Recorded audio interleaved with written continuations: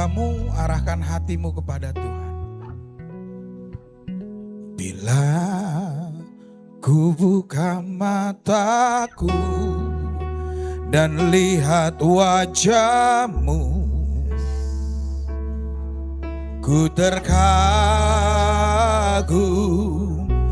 Bila ku lihat hidupku dan karya tanganmu, ku tersanjung, ku tersanjung. Karena semua yang baik dalam hidupku, itulah karyamu. Kau beri kesempatan yang baru, dan ku ingin mengenalmu Tuhan lebih dalam dari semua yang ku kenal. Amin Tuhan. Tiada kasih yang melebihimu. ku ada untuk menjadi penyembah. Katakan danku ingin mengenal. Kami ingin mengenalmu Bapa Lebih dalam dari semua lebih dalam dari semua yang ku kenal. Tiada kasih yang melebihimu. Ku ada untuk menjadi penyembahmu. Bapa, terima kasih. Kami percaya Engkau hadir di tengah kami. Kami percaya Allah Roh Kudus hadir bersama kami. Tiba saatnya kami akan mendengarkan firman-Mu. Berfirmanlah Tuhan, kami siap mendengarkannya. Hanya di dalam nama Bapa, Putra, dan Roh Kudus. Di dalam nama Tuhan Yesus Kristus kami berdoa. Haleluya. Amin. Silakan duduk Bapak Ibu. Haleluya. Shalom. Wah, kurang kedengeran suaranya. Shalom. Itu baru tuh suara singer tuh. Shalom. Biasa waktu mudanya demo kali ya. Haleluya, puji Tuhan Bapak Ibu. Saya baru tiba Jakarta tadi pagi sampai rumah jam 8 pagi. Wow, luar biasa, jam 8 pagi baru sampai. Kemarin saya pelayanan 1 minggu di mana? Jogja, terus di Magelang. Besok mungkin saya akan jalan lagi lanjut ke Solo. Wah, capek gak? Capek. Pol gak capeknya? Pol. Kenapa bisa saya katakan pol ya? Mungkin ini karena kebodohan ya. Saya itu takut naik pesawat Bapak Ibu.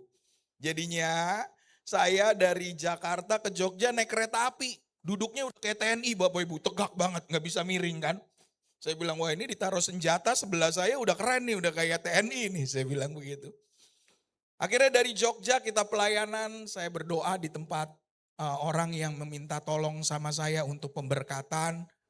Saya dibawa ke Magelang. Saat saya dibawa ke Magelang Bapak Ibu yang terkasih, sekitar berapa hari ya? 2 hari ya, 2 harian saya di Magelang.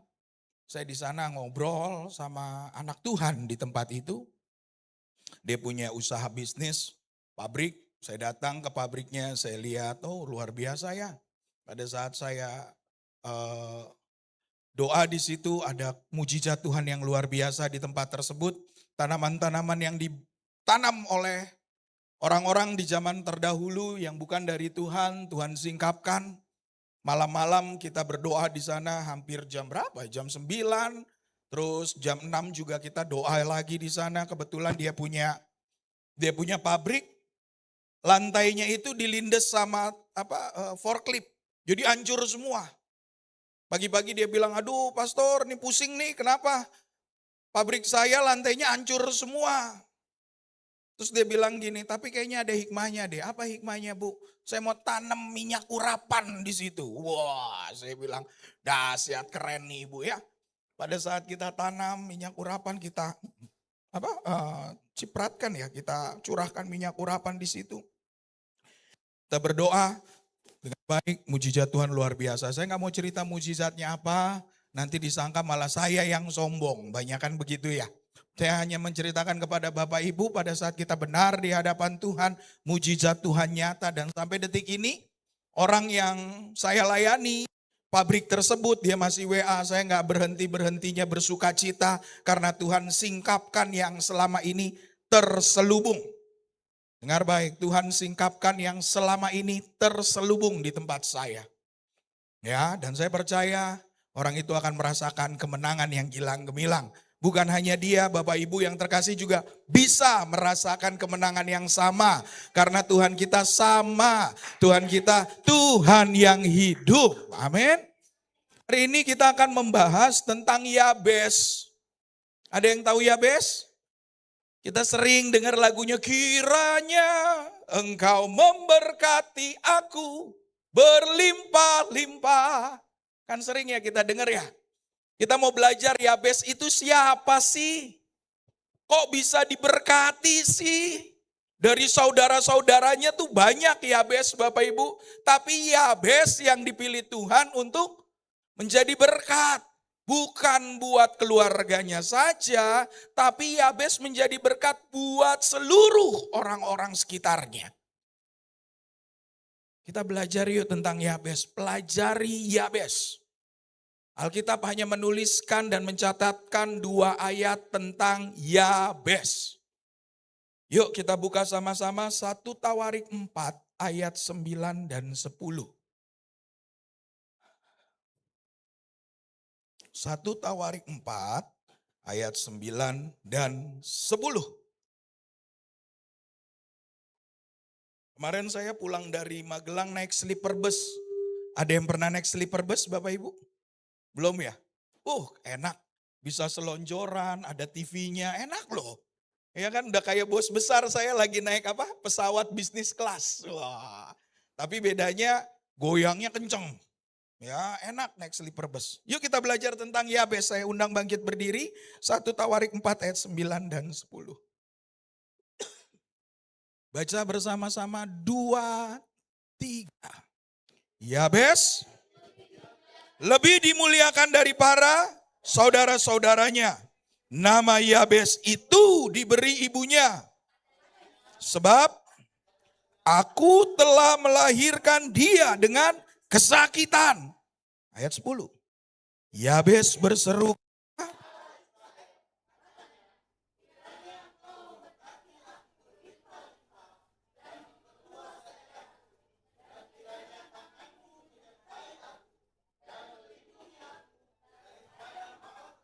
sehingga stop. Baca kata-kata selanjutnya dengan iman dan keras. 2, 3. Dan Allah mengabulkan permintaannya itu. Amin. Silakan duduk Bapak Ibu. Coba buka ayat yang ke-9. Kita belajar 2 ayat. Saya minta fokus. Yuk, di sini dikatakan Yabes lebih dimuliakan daripada saudara-saudaranya. Nama Yabes itu diberi ibunya kepadanya sebab katanya aku telah melahirkan dia dengan kesakitan. Ada 2 hal yang saya dapat dari kisah Yabes itu. Yang pertama, kata Yabes berarti kesakitan. Secara tidak langsung mamanya Yabes sudah menolak Yabes. Mungkin ya Bapak Ibu ya, Yabes anak terakhir. Biasanya anak terakhir itu tidak diinginkan oleh orang tua. Biasanya. Kenapa? Udah cukup. Udahlah, anak kita segini aja. Matiin aja, gugurin aja. Banyak gak begitu? Banyak. Istri saya salah satunya. Tapi dengar baik Bapak Ibu yang terkasih. Orang-orang yang dipandang sebelah mata oleh dunia. Orang-orang yang dulunya mungkin mau digugurkan oleh orang tuanya, orang-orang yang ditolak oleh keluarganya. Dengar baik, orang-orang itulah yang akan dipakai Tuhan dengan luar biasa. Karena itulah orang-orang pilihan Tuhan. Yabes dikatakan sama mamahnya, nama Yabes ini artinya kesakitan. Secara tidak langsung dia sudah dikasih identitas sama ibunya bahwa lu gak bakal berhasil. Lahir lu aja udah susah. Lahirmu aja udah susah. Pasti hidupmu bakal susah. Ada gak di sini mau dinamakan Yabes yang artinya kesakitan? Makanya orang Kristen kalau namain anaknya Yabes, doa dulu tuh.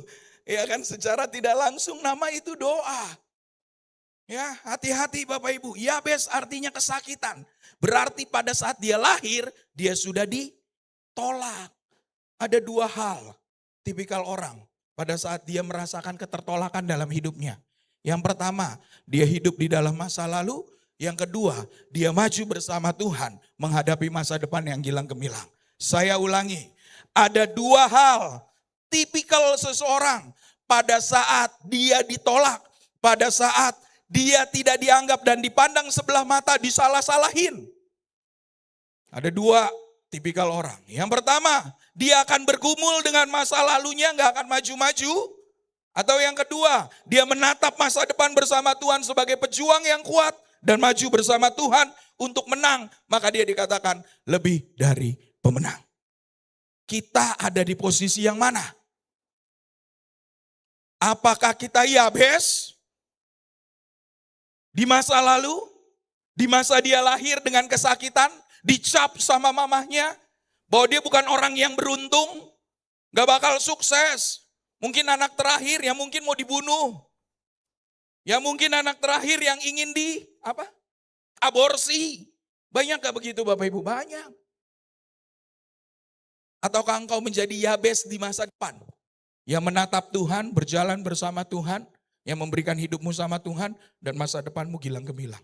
Pilihan ada di tangan kita. Banyak orang-orang pada saat ada masalah, dia tarik-tarik ke masa lalu. Betul gak? Masa lalu. Dulu kan gitu ya. Dulu waktu itu begini. Dulu. Saya berulang-ulang mengingatkan. Kalau engkau masih berkata dulu. Dan dulu. Dengar baik. Engkau sedang di dalam cengkeraman iblis. Karena di dalam iblis hanya ada masa lalu. Di dalam Kristus selalu ada masa depan. Ada Yesus bilang dulu, gak ada. Yesus gak pernah bilang masa lalu. Yesus selalu bilang masa depan yang gilang gemilang. Masa depan yang gilang gemilang. Masa depan yang gilang gemilang. Kalau engkau selalu dikit-dikit ada masalah. Dulu saya kaya. Sekarang saya miskin. Akhirnya apa? Hidupnya di dalam masa lalu dulu yang kaya raya. Dulu saya hebat. Jabatan saya tinggi. Saya pemimpin. Ngebawahin 50.000 anak buah. Dulu engkong saya punya tanah banyak. Sekarang saya miskin. Orang-orang yang selalu bicara dulu. Itu adalah Yabes di ayat 9. Paham ya? Yabes yang ada di ayat 9. Dulu kamu begini, iya sekarang aku udah gak mampu Pak. Karena dulu waktu dulu aku mah kalau ada masalah gini aku pasti menang Pak. Tapi sekarang kayaknya sekarang gak bisa deh Pak. Sekarang aku gak mampu lewatin ini semua.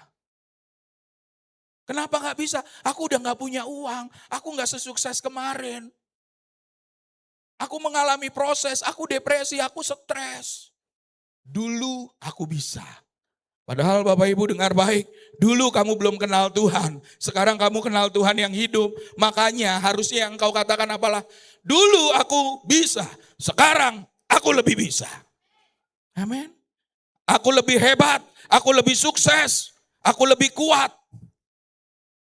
Yabes di ayat 10. Kita buka. Baca bersama-sama. Sebelum masuk ke Yabes ayat 10, kita masuk 2 Korintus 5 ayat 17. Sorry.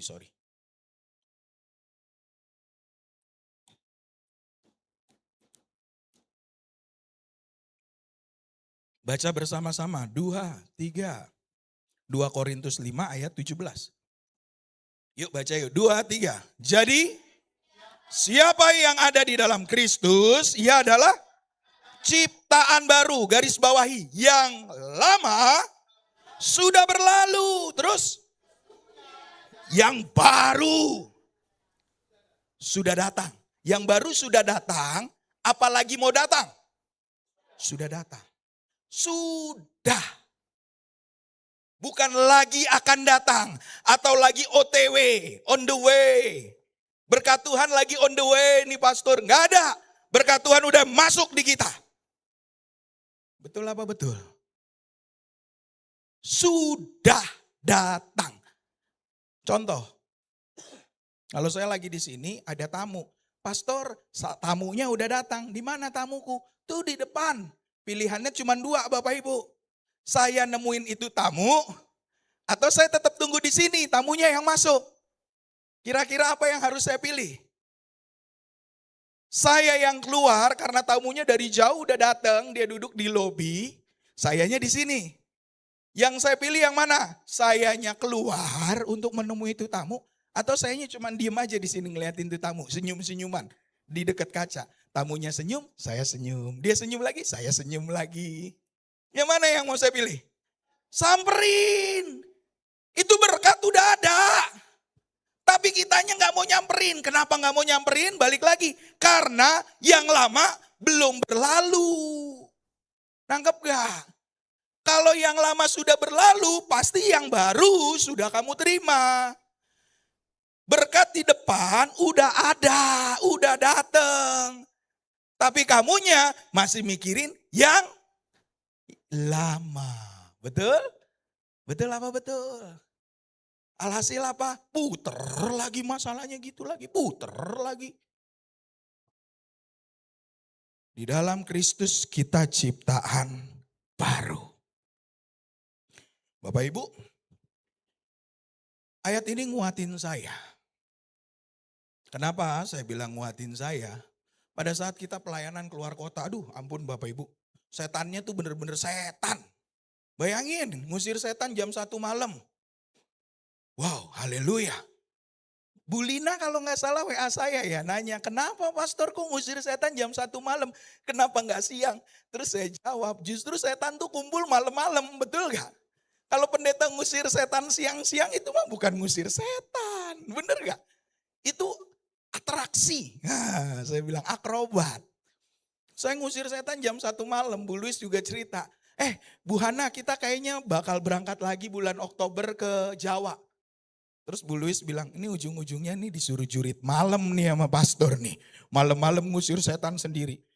Bapak Ibu kalau ikut pelayanan saya ngusir-ngusir setan, itu kalau kita ngusir setan di pabrik, pabriknya bisa luasnya berapa ya? 5.000 sampai 4.000 meter.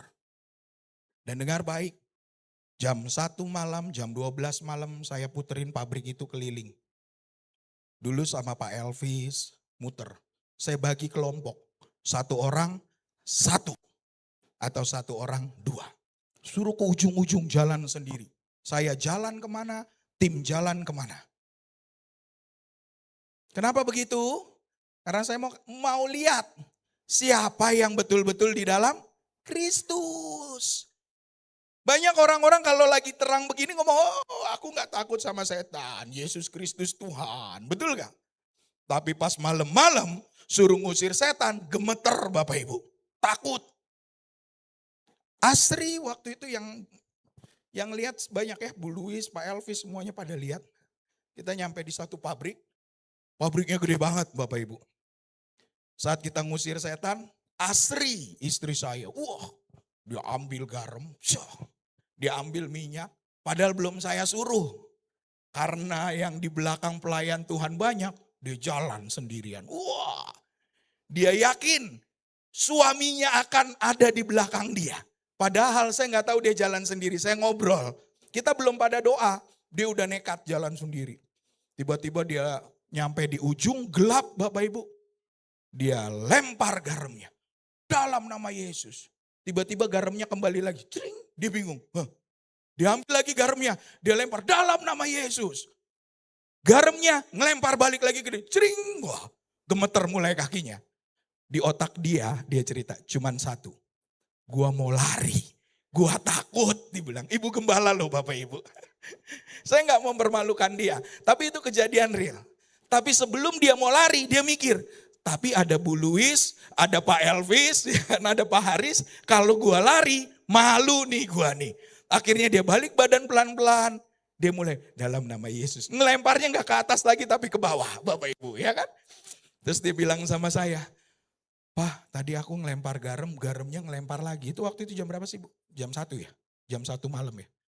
Jam 1 malam. Terus saya datang ke situ, mana yang lempar? Saya lempar dalam nama Yesus Kristus. Saya lempar, nggak ada dilempar balik. Bayangin Bapak. Terus habis itu kita doa, minta rendahkan hidup kita, roh jiwa tubuh kita minta ampun. Baru kita lanjutin ngusir-ngusir setan. Kenapa? Kita bisa ngusir-ngusir setan, jawabannya satu. Karena yang lama telah berlalu. Yang baru sudah datang. Kemarin juga jam berapa tuh di Magelang? Jam 9, jam 10. Ngusir setan. Siapa yang mau ikut ngusir setan bareng saya? Yuk angkat tangannya yuk. 1, 2, 3. Nih yang bajunya batik di belakang pakai kacamata. Ini siapa nih? Hah? Iyo, kamu. Mau ikut gak kapan-kapan ngusir setan, Bu? Kapan-kapan kita ngusir setan. Keliling Jawa ngusir setan. Ayo, di pabrik-pabrik, pabrik yang gelap, yang serem. Pernah waktu itu zaman dulu saya ngusir setan Bapak Ibu. Disuruh sama almarhum papa saya naik ke lantai 3. Jadi kantor besar, naik ke lantai 3. Saya bilang ngapain Pak naik ke lantai 3? Usir setan di lantai 3. Dibagi tim. Yang satu lagi namanya Sanjay, hamba Tuhan. Kamu di lantai 2, Jai. Immanuel di lantai 3. Oke, kita naik. Saya di lantai 3, Sanjay di lantai 2. Saat dia doa Bapak Ibu, itu kursi kelempar dari kanan ke kiri. Duar.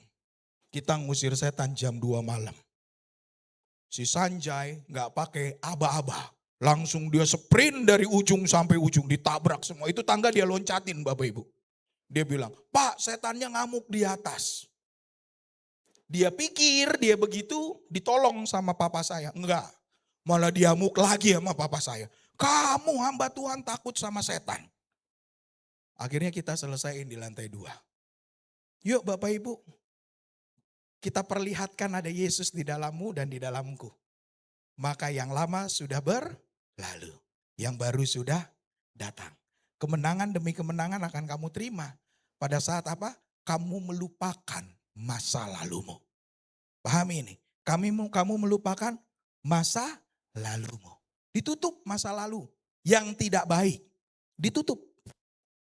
Kamu tatap masa depan bersama Yesus, maka yang baru sudah datang. Jemput yang baru itu, terima dengan rasa ucapan syukur. Paham Bapak Ibu? Maka kamu akan menang bersama Kristus. Saya juga bisa bilang dulu saya kerja di BRI.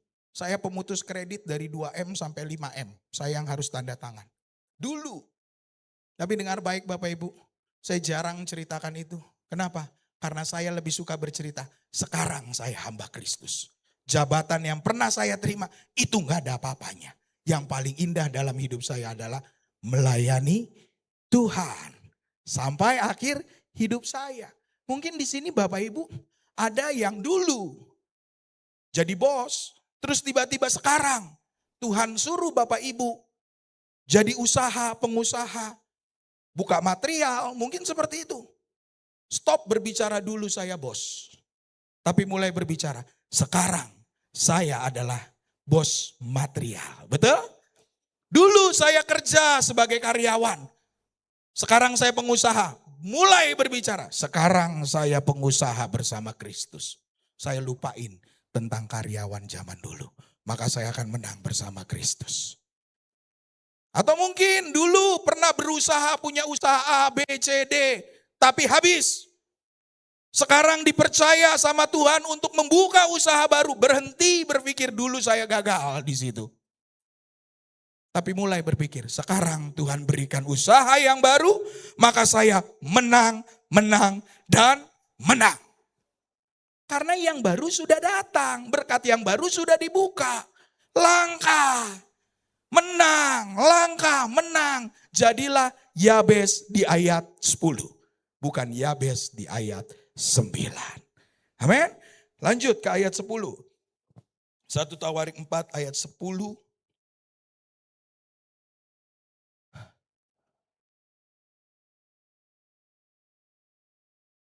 Ya, ada tulisannya pastor jangan ngomongin sampai kelewat-lewat. Thank you multimedia. Soalnya kadang saya suka lepas kontrol, ngomongnya lepas kontrol, akhirnya multimedia yang capek ngedit-ngeditnya kan. Yuk. Oke, mana ayatnya?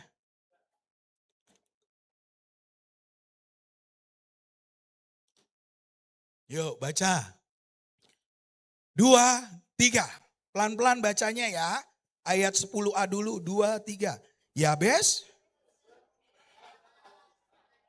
kiranya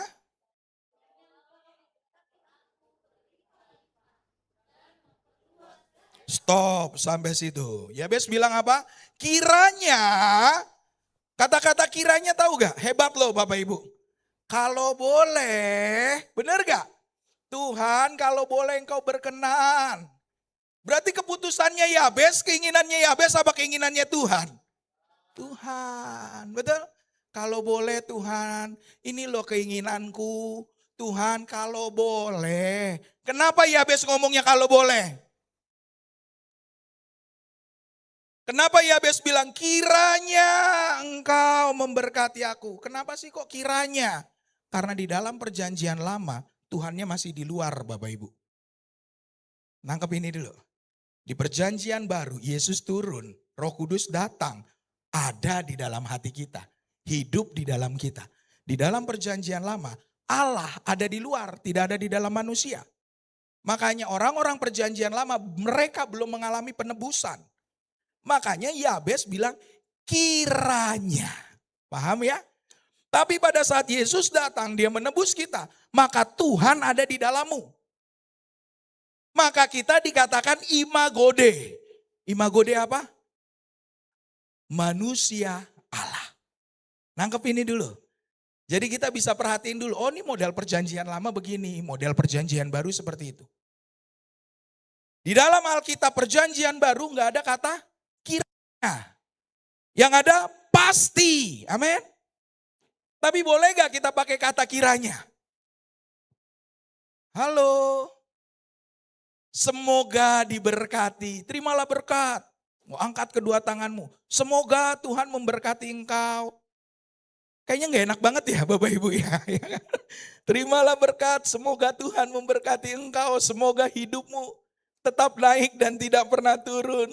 Itu namanya insya. Itu ada tulisannya tuh. Pastor jangan ngomong aneh-aneh, aku capek nanti ngeditnya. Ya. Kita hidup di perjanjian baru. Maka yang ada pasti. Amin. Pasti. Jangan dikira-kira. Yuk lanjut. Kiranya engkau berkati aku berlimpah-limpah. Terus. Dan memperluas daerahku. Perhatikan. Yabes percaya. Tuhan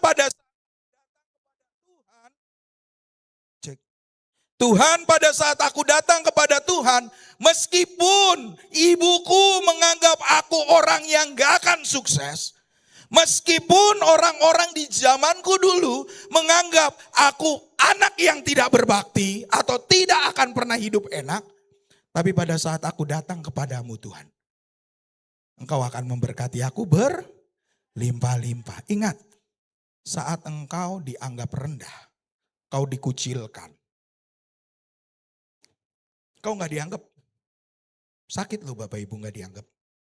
Ada kita, tapi kita gak diajak ngomong. Banyak gak ngerasain gitu? Orang lewat aja lalu langsung syut. Kita gak dianggap.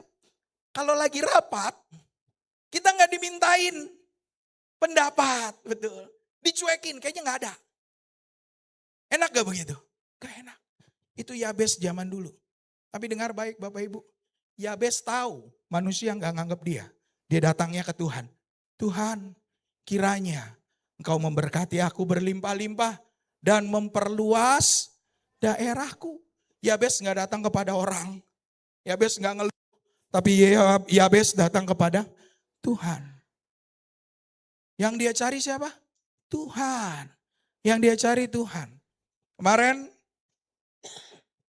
saya pelayanan, ada satu sesi. Ibu ini nanya ke saya, ibu yang saya layani, "Pastor, ada pendeta, katanya pendeta, dari satu daerah, gak saya sebut namanya. Dia bilang, dia buat Zoom, mungkin Bapak Ibu ada yang tahu. Dia buat Zoom, Zoom-nya rame loh. Sampai 100 orang yang datang Zoom. Bible study kalah, generasi Deborah kalah bikin Zoom. Dia 100. Wah, saya ngeliat, wih hebat banget 100 orang yang datang. Bukan hanya 100, bisa sampai 200 ID Zoom. Masa sih Bu? Iya. Ngapain dia? Khotbahnya bagus. Nggak taunya apa yang dia lakukan Bapak Ibu? Bernubuat. Jadi dia buka nih 200 orang nih satu-satu nih. Kita misalnya contoh ya. Saya mulai dari Ibu Bu Intan. Nah, dari Bu Intan misalnya. Dia bahasa roh dulu. Dari awal mulai sampai akhir, dengar baik Bapak Ibu. Tidak ada firman. Pokoknya pakai bahasa apa nggak ngerti dia, bahasa rohnya aneh. Terus dia bilang, Ibu Intan muncul mukanya. Ibu Intan, Tuhan bilang sama saya, tuh dia kayak gitu tuh modelnya. Kamu akan diberkati tetapi hatimu harus melekat kepadaku. Udah tahu kalau saya bilang gitu. Betul gak? Bener gak sih banyak ya begitu ya nubuat-nubuat palsu. Padahal itu bukan nubuat. Contoh, Ibu Intan, kamu akan diberkati Tuhan. Kalau hatimu melekat sama Tuhan. Jawab, udah tahu. Bener gak? Siapa yang melekat sama Tuhan pasti diberkati. Gak usah lo ngomong. Bener gak? Banyak yang begitu. Dan orang-orang Kristen pada seneng. Betul apa betul? Oh berarti aku mau diberkati Tuhan. Salah, kamu lagi ditipu. Lanjut dari Bu Intan, Ibu Tika. Ya dia muncul lagi. Bahasa roh lagi. Bahasa rohnya aneh Bapak Ibu. Ini pendetanya ibu-ibu kebetulan. Ya. Dia nubuatin lagi.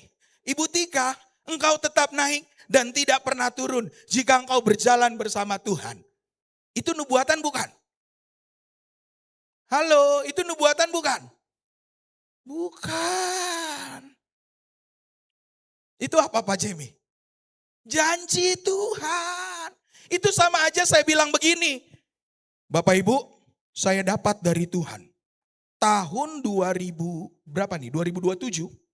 bulan Januari akan ada musim panas. Bapak Ibu percaya gak? Itu nubuatan. Bukan, memang bulan Januari musim panas. Bulan Februari selama 28 hari pasti ada 1 hari hujan. Itu nubuatan. Bukan, emang udah pasti sebulan bangsa sekali pasti ada hujan. Betul apa betul? Dinubuatin semuanya. Sampai 200 orang. Saya katakan itu bukan dari Tuhan. Kenapa bukan dari Tuhan? Bapak Ibu, Rasul Paulus, dia berkhotbah di depan jemaat ribuan di Antioquia. Dia gak pernah bernubuat untuk 1.000 orang itu. Yesus berkhotbah di hadapan 5.000 orang. Yesus tidak bernubuat untuk 5.000 orang itu. Betul? Yesus malah ngapain? Ngasih makan. Betul gak? Dikasih makan, diajarin firman, dikasih makan. Benar? Tapi ibu itu lebih hebat dari Yesus. 200 yang datang, 200 dinubuatin. Wih, saya bilang ini lebih dari Yesus ini. Dahsyat ini. Bukan kaleng-kaleng. Pernah lihat gak hamba Tuhan begitu? Di Kelapa Gading juga dulu ada. Bapak Ibu. 100 orang akan dia nubuatin. 1 orang kena biaya 2.500.000. Buat dinubuatin di Kelapa Gading, Gading Marina Bapak Ibu. Dan bodohnya ada yang beli tiketnya. 2.500.000. 100-100-nya dinubuatin. Terakhir dia buka sepatunya. Dia taruh di mimbar. Orang-orang disuruh baris. Disuruh cium tuh sepatunya. Dan dia mau melakukan itu. Bayangin. Ngeri gak Bapak Ibu? Ngeri. Hamba Tuhan itu anak pendeta terkenal. Wah, saya lihat.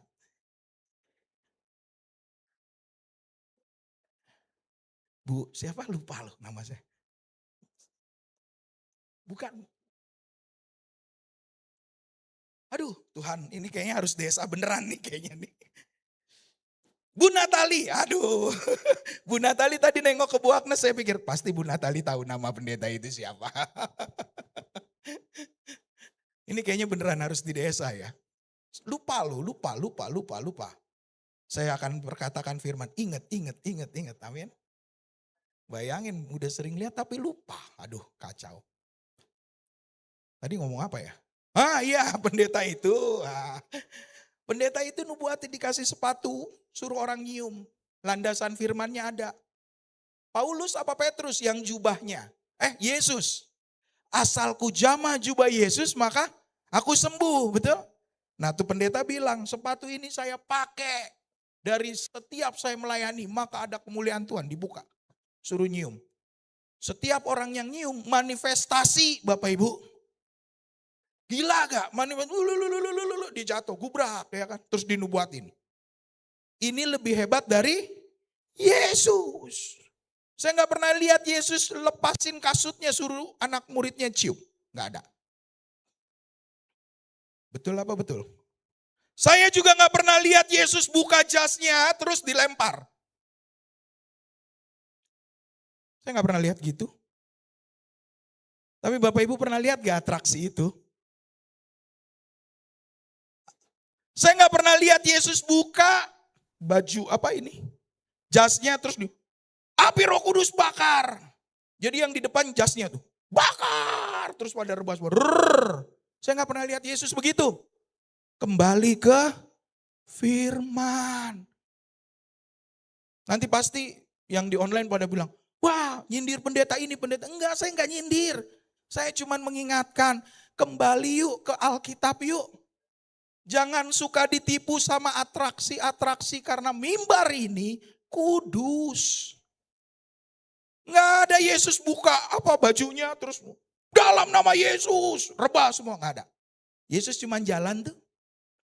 Di jubahnya dipegang, jumbai jubahnya. Maka orang itu sembuh. Bukan karena jubahnya, tapi karena iman orang itu. Dia sembuh.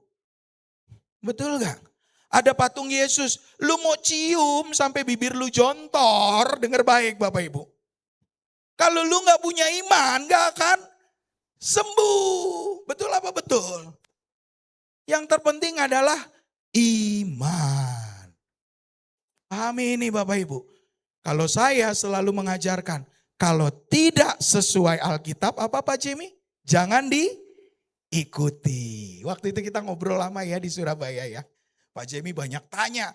Sampai istrinya teleponin. Tetap ngobrol sama saya sampai tengah malam. Satu hal yang saya ajarin sama Pak Jimmy. Jangan ikutin hamba Tuhan kalau tidak sesuai firman. Ada gak di Alkitab begitu? Gak ada pastor. Hati-hati ya. Nanti saya akan bahas tentang nabi palsu. Akan kita bongkar lagi. Tapi di hari Sabtu ya. Khusus okultisme di hari Sabtu. Lanjut. Berarti Yabes pada saat semua orang mengucilkan dia gak dianggap. Dengar baik. Yabes datang kepada Tuhan. Lanjut. Baca lagi. Yang ke B. Dan. Apa tuh? Dan. Tanganmu menyertai aku. Dengar baik Bapak Ibu. Pada saat Yabes datang kepada Tuhan. Permintaan kedua dari Yabes apa? Tuhan penyertaanmu. Amin. Jadi kalau mau engkau sukses, dengar baik Bapak Ibu, minta penyertaan Tuhan ada di atas tanganmu. Maka hasil buah tanganmu Tuhan berkati. Pekerjaanmu Tuhan berkati. Engkau orang yang gak dianggap. Tetapi pada saat engkau datang kepada Tuhan, Tuhan memberkati hasil buah tanganmu. Berkat hasil buah tangan apa sih? Engkau bisa bantu keluarga-keluargamu yang susah. Amin. Engkau bisa tolong, engkau bisa sekolahin orang-orang di sekitarmu. Ada satu anak Tuhan, saya kenal Bapak Ibu, anaknya ada 10, bayangin. 10 anaknya, hebat gak Bapak Ibu? Tapi dengar baik, 10-10-nya anak yang didapat dari panti asuhan. Hebat gak?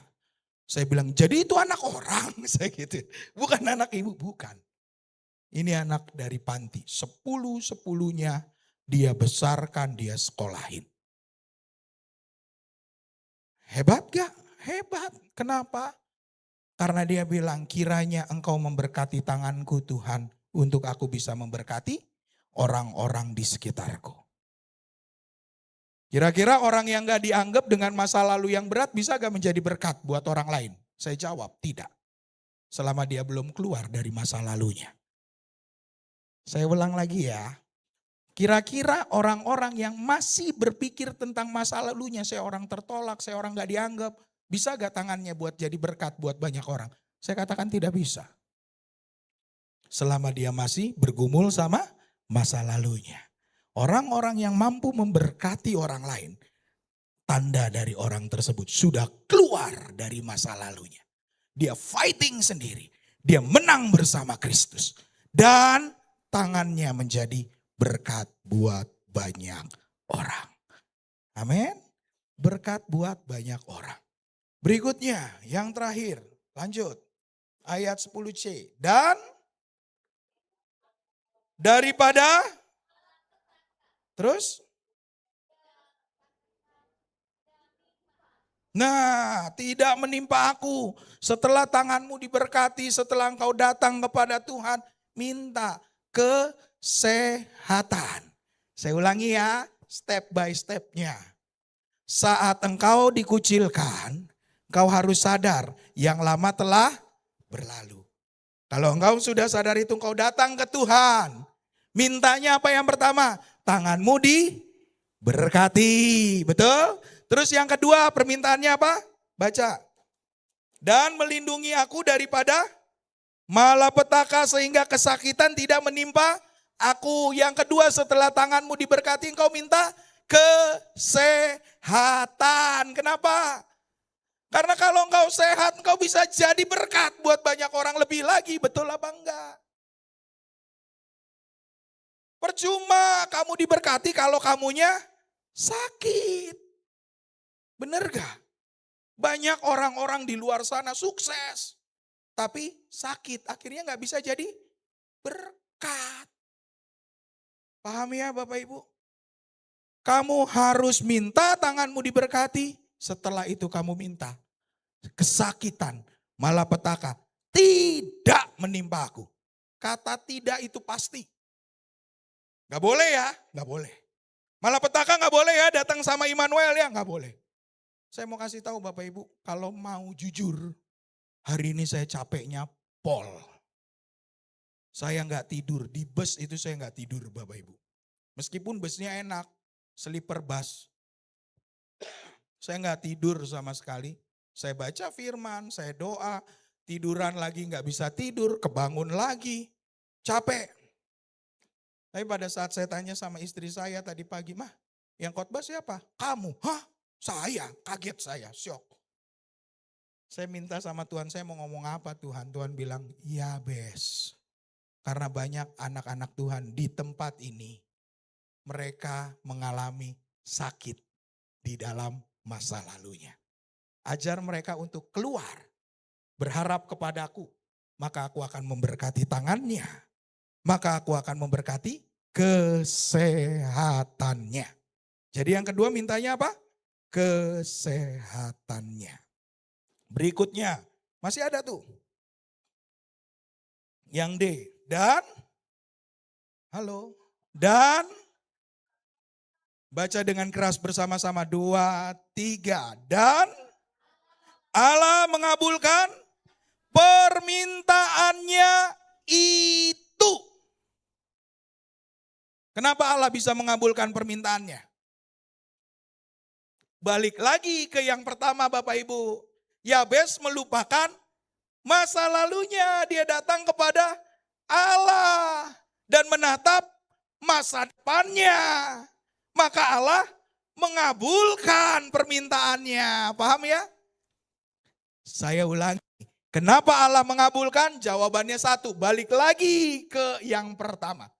Yabes melupakan masa lalunya. Identitas dia adalah kesakitan. Identitas bahwa dia tidak akan berhasil. Identitas orang yang dipandang sebelah mata. Identitas orang yang gak dianggap. Udah berkorban banyak tapi gak dianggap. Itu sakitnya minta ampun. Ada lagu dangdut. Sakitnya tuh di sini. Ya gak pernah dengar gak? Sakitnya tuh di sini.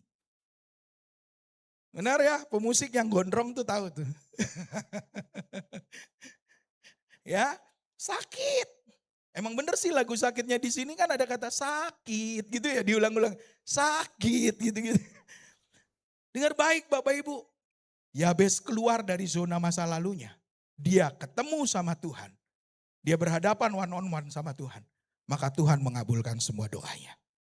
Berarti di sini saya kasih tahu.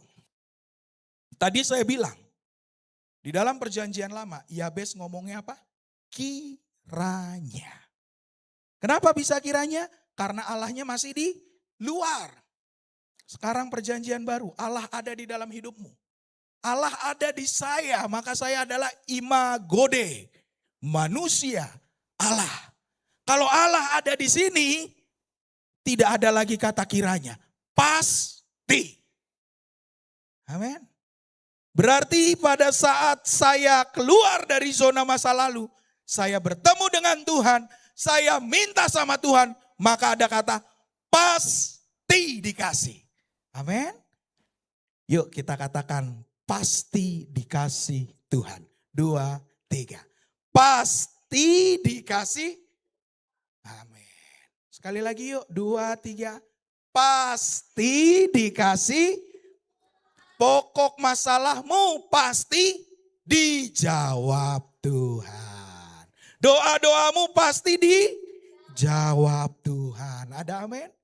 Jadi jangan pernah takut. Ku tak akan menyerah. Saya undang pemusik. Pada apapun juga. Bangkit berdiri Bapak Ibu. Sebelum ku coba semua yang ku bisa, tetapi ku berserah kepada kehendakmu. Hatiku percaya Tuhan punya rencana. Tutup matamu. Ini kami Tuhan. Kami selesai. Dan kami percaya kami diubahkan. Masalah sebesar apapun, masalah sesulit apapun, kami bisa lewatin. Karena kami punya Tuhan yang besar. Karena kami percaya Engkau selalu berjalan bersama kami. Maka hari ini Tuhan, aku memberkati doa-doa seluruh pelayan Tuhan di tempat ini, seluruh jemaat Tuhan di tempat ini. Aku memberkati mereka. Dan aku percaya tahun ini doa-doa mereka Tuhan pasti jawab. Maka perjanjian 5 roti 2 ekor ikan terjadi atas jemaat dan pelayan Tuhan di tempat ini. Ini kami Bapa. Ku tak akan menyerah dengan iman. Pada apapun juga sebelum ku coba semua yang ku tetapi Ku berserah, amin, kepada kehendak hatiku. Percaya Tuhan punya lebih lagi dengan iman. Katakan, ku tak akan kami tak akan menyerah apapun juga sebelum ku coba semua yang ku. Oh, tetapi aku berserah Tuhan padamu. Hatiku percaya Tuhan punya lebih lagi. Oh, ku tak akan menyerah. Kami tak akan menyerah, Bapa. Sebelum ku coba, tetapi ku berserah kepada kehendakmu. Hatiku percaya Tuhan punya rencana. Aku punya Tuhan yang besar, yang telah berjanji dan sanggup menggenapi imanku. Bersepakat percaya kuasa. Mari kita terima. Ku terima, amin. Katakan, aku punya Tuhan yang besar, yang telah berjanji dan sanggup menggenapi imanku. Bersepakat percaya kuasa. Oh, ku terima kemenangan darimu. Ku terima sekarang kemenangan darimu. Ku terima Tuhan, ku terima sekarang kemenangan darimu. Kita beri kemuliaan buat Tuhan. Bapa, terima kasih kami sudah menerima kemenangan darimu. Maka kami tidak akan pernah takut untuk masa depan kami. Bahkan kami tidak pernah takut untuk masa depan keluarga kami. Hamba pun tidak akan pernah takut untuk masa depan gerejamu di tempat ini, Tuhan. Terima kasih untuk firman-Mu. Firman-Mu adalah kebenaran, dan kebenaran itulah yang memerdekakan kami semua di tempat ini. Hamba kembalikan Tuhan pujian, hormat, kemuliaan hanya kepadamu. Jangan biarkan aku mencuri kemuliaan-Mu. Terima kasih Bapa, demi nama Yesus Kristus kami sudah berdoa. Haleluya, amin. Silakan duduk Bapak Ibu.